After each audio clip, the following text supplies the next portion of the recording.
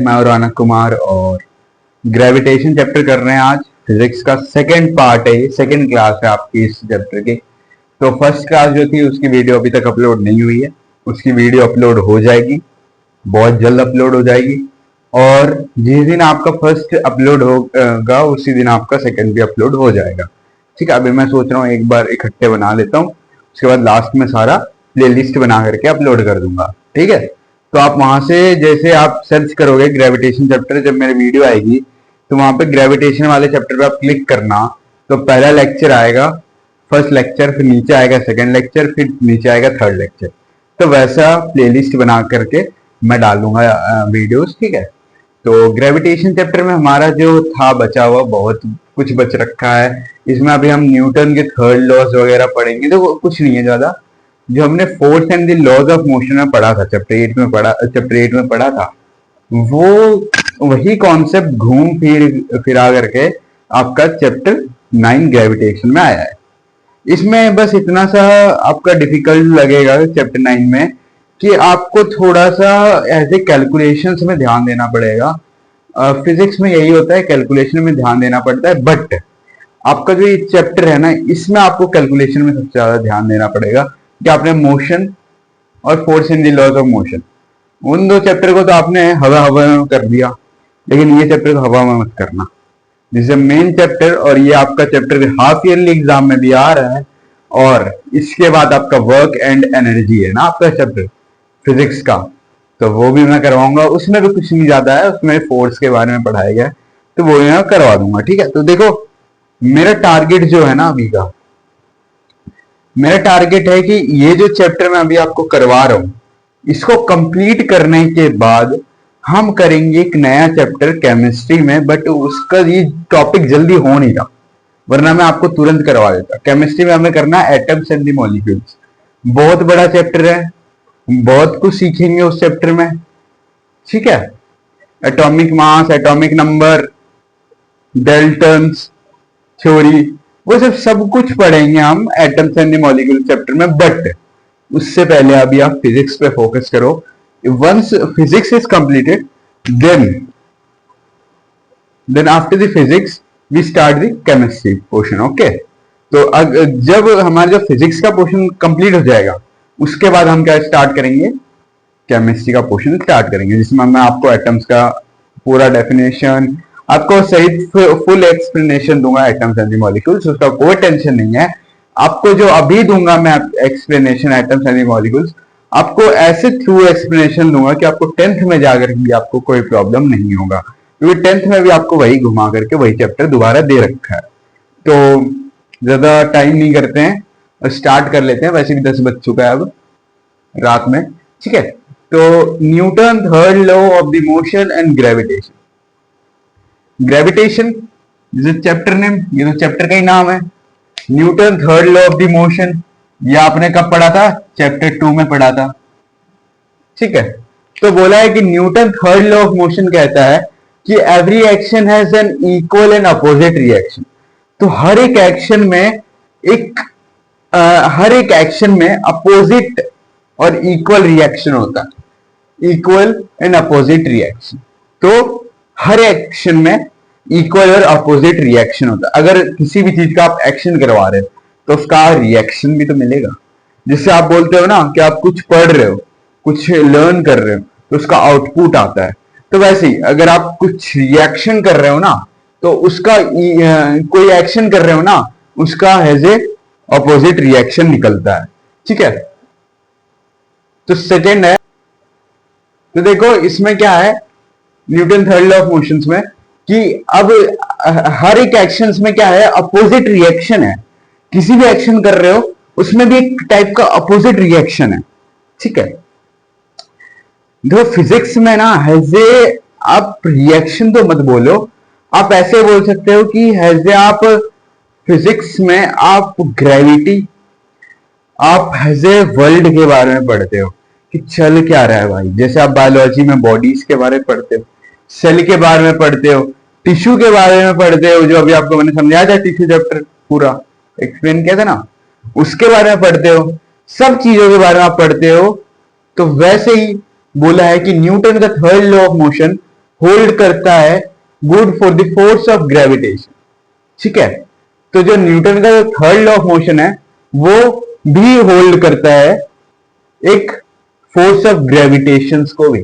ठीक है, इसका मतलब होता है कि जब अर्थ एक्सर्ट करता है एक फोर्स ऑफ अट्रैक्शन किसी भी ऑब्जेक्ट पे, तो जो ऑब्जेक्ट है वो एक्सर्ट करता है इक्वल फोर्स। तो अगर भाई कोई भी ऑब्जेक्ट पे अगर कोई फोर्स ऑफ अट्रैक्शन लगेगा, फोर्स ऑफ अट्रैक्शन लगेगा किसी भी ऑब्जेक्ट पे, तो ऑब्जेक्ट भी तो एक्सर्ट करेगा इक्वल फोर्स अर्थ पे। ऑन द ऑपोजिट रिएक्शन, उसका ऑपोजिट रिएक्शन वो दिखाएगा, किस पे दिखाएगा, वो अर्थ पे रिएक्शन दिखाएगा।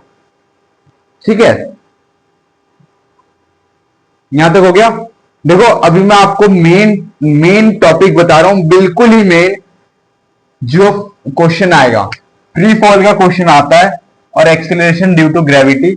ये इंपॉर्टेंट लिख लेना, अगर आप मेरे साथ साथ अभी नोट्स बना के चल रहे हो तो बेटर है, क्योंकि आप मार्क कर लेना कि एज ए जो फ्री फॉल है वो it is a important question, और इसको ट्विस्ट एंड टर्न करके भी पूछा जा सकता है जो पूछा जा रहा है। ठीक है, तो फ्री फॉल का मतलब होता है जब फॉलिंग है बॉडी का फ्रॉम ए हाइट से टुवर्ड्स दी अर्थ की ओर अंडर द ग्रेविटेशनल फोर्स के अंडर में ऑफ द अर्थ के, उसको हम बोलते हैं फ्री फॉल। तो बोला क्या है, फ्री फॉलिंग बॉडी है। ठीक है, हाइट से आ रही है टुवर्ड्स द अर्थ की तरफ से अंडर द ग्रेविटेशनल फोर्स के अंडर में अर्थ के। ठीक है, उसको हम बोलते हैं फ्री फॉल।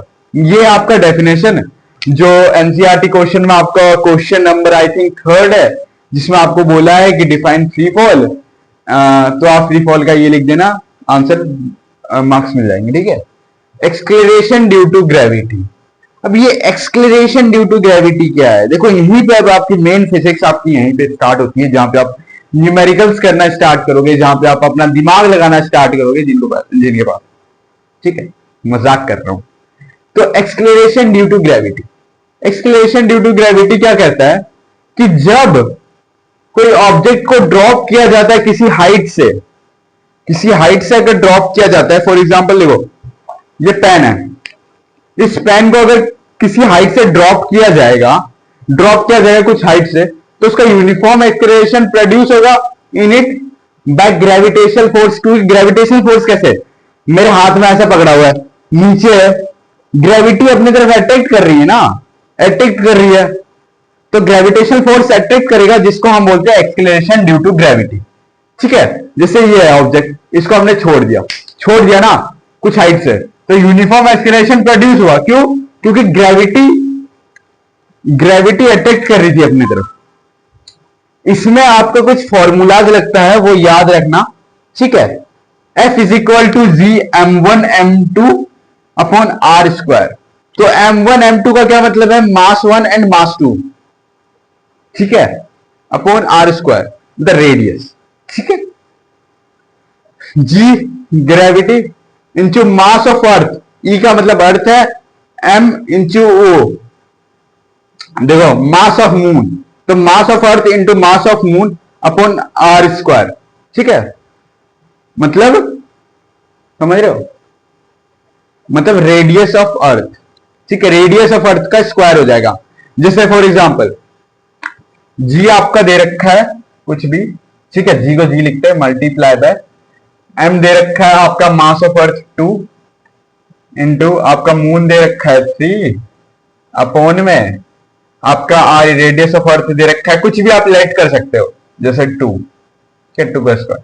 बस आपको क्या करना है, सॉल्व करना है, 6/4। ठीक है, 6 क्या निकला, 3/2। ठीक है, जी इजिकल टू 3/2। तो ऐसे निकालना है। तो force is equal to M A और एम जी, मतलब